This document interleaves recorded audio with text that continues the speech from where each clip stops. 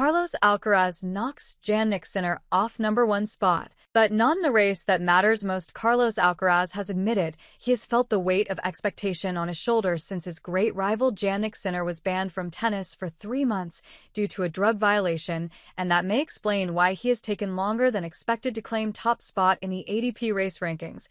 Alcaraz's impressive win at the Monte Carlo Masters saw him climb back to #2 in the ATP rankings, and also allowed him to leap ahead of Sinner in the points totals for 2025.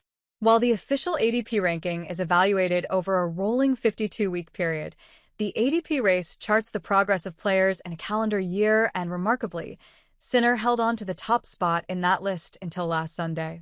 That is despite the fact he has played just one tournament this year, with his Australian Open title in Melbourne giving him all of his points so far this season. Sinner's 2,000 points from his win in Melbourne gave him a commanding lead in the ATP race rankings, which are used to calculate the 8 players who qualify for the end-of-season ATP finals. Now Alcaraz has finally moved ahead of Sinner after his win in Monte Carlo, as he had 2,410 points for this year after his first win in the Principality. Alcaraz will have another chance to eat into Sinner's lead in the ATP rankings when he plays in front of his home fans at the ATP 500 Barcelona Open this week, and he has been honest in admitting the battle with his great rival is on his mind even when the Italian is not allowed to play. Since Jannik hasn't been able to play tournaments, a lot of people have asked me about it and talked about it, about how important a time it is for me to reach #1 again or to win tournaments, said Alcaraz.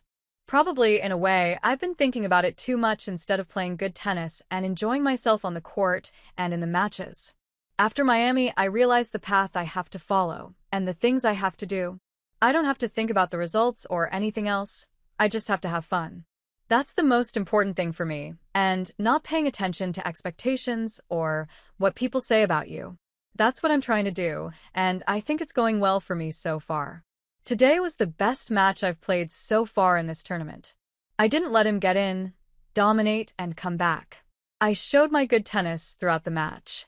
I'm happy to have reached this level, but I think I can do better.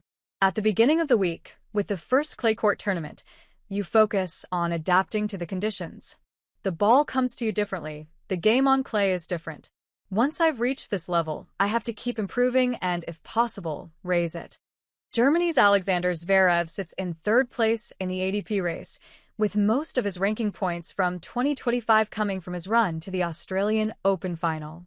Indian Wells Masters champion Jack Draper is in 4th place, with Novak Djokovic in 5th.